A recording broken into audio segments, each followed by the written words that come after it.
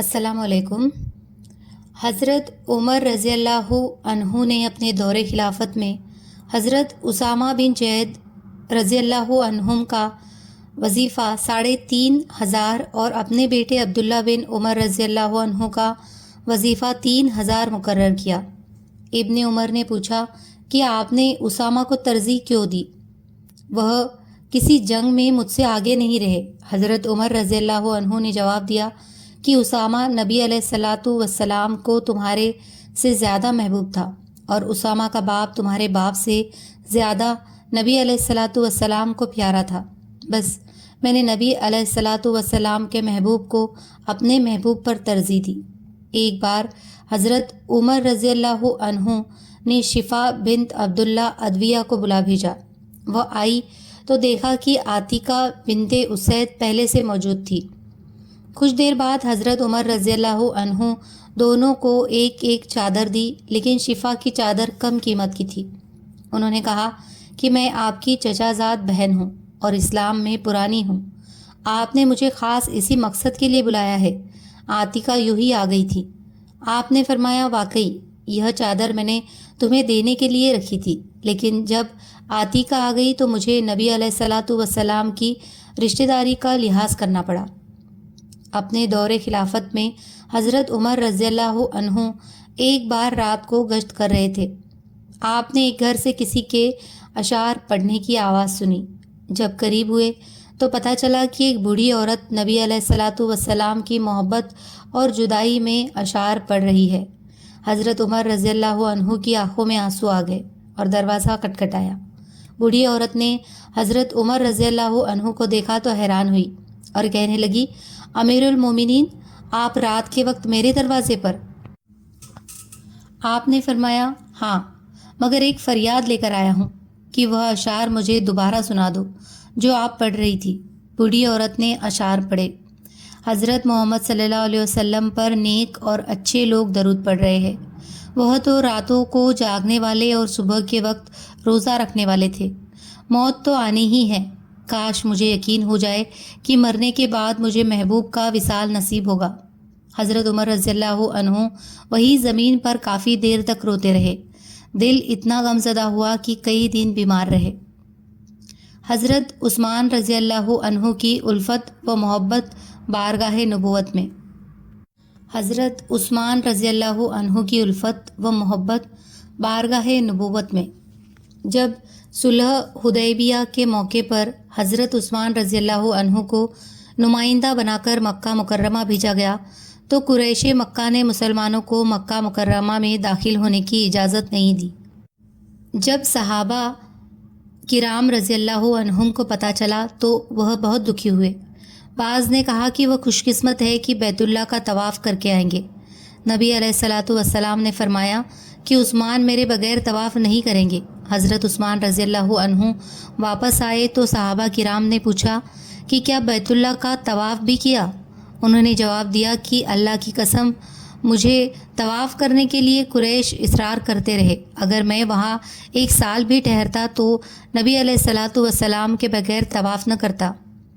ایک بار حضرت عثمان رضی اللہ عنہ جب نبی علیہ الصلاۃ والسلام حضرت ابو بکر و حضرت عمر رضی اللہ عنہما کے ساتھ اپنے گھر کی طرف چلے تو حضرت عثمان رضی اللہ عنہ سارے راستے نبی علیہ الصلاۃ والسلام کے قدم مبارک کی طرف دیکھتے رہے۔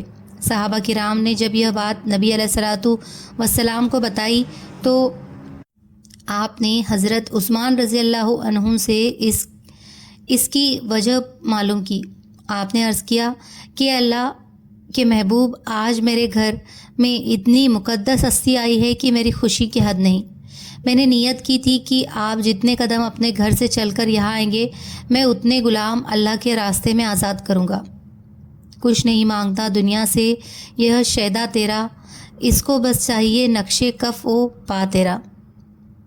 حضرت علی مرتضیٰ رضی اللہ عنہ کی عقیدت و محبت بارگاہ رسالت میں۔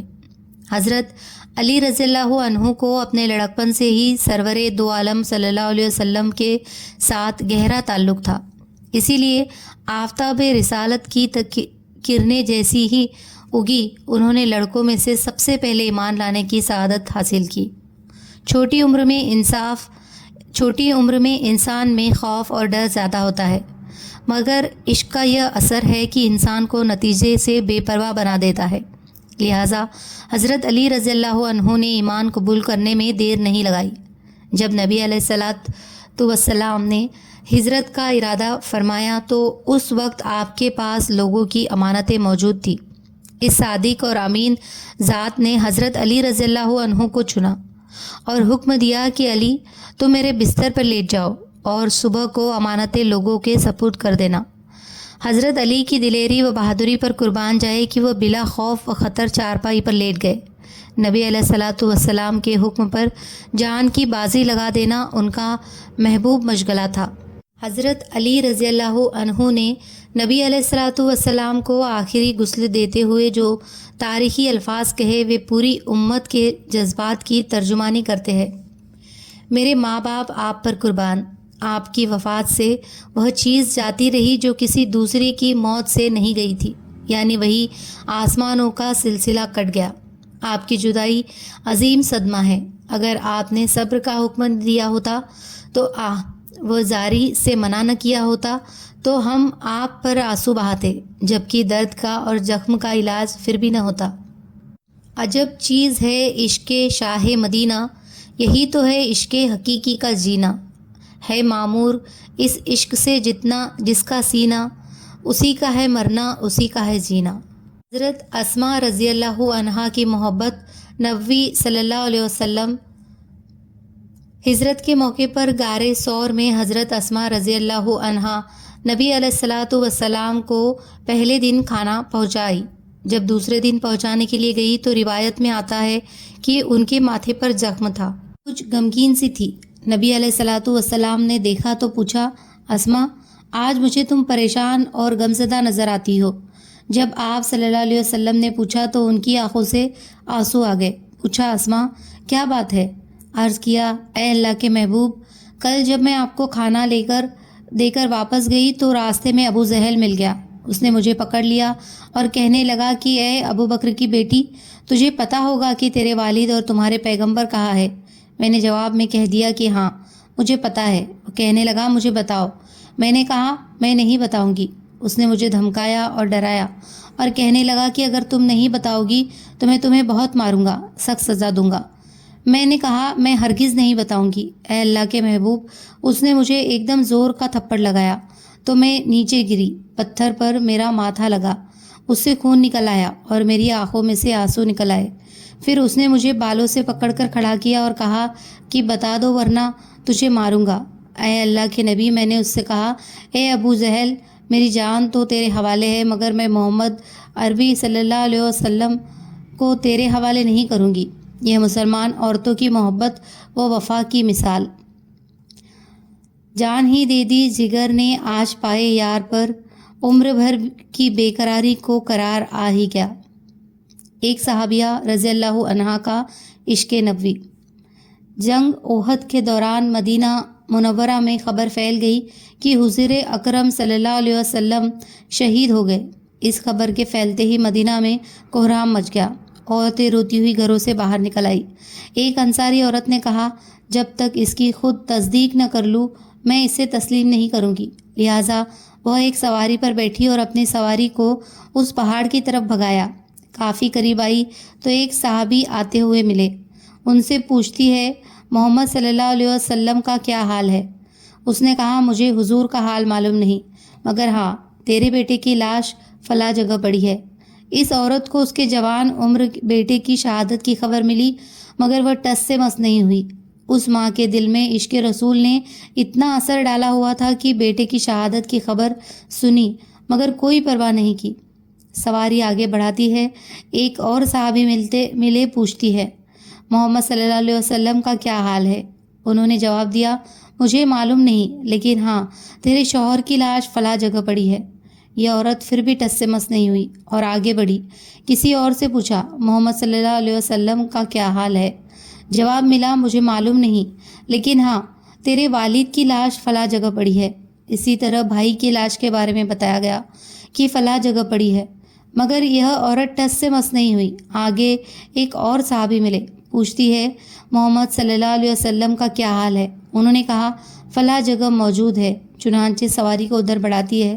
جب وہاں پہنچی تو حضور اکرم صلی اللہ علیہ وسلم کی چادر کا ایک کونا پکڑ کر کہا میرے اوپر تمام مصیبتیں حضور اکرم صلی اللہ علیہ وسلم کے دیدار کے بعد آسان ہو گئی۔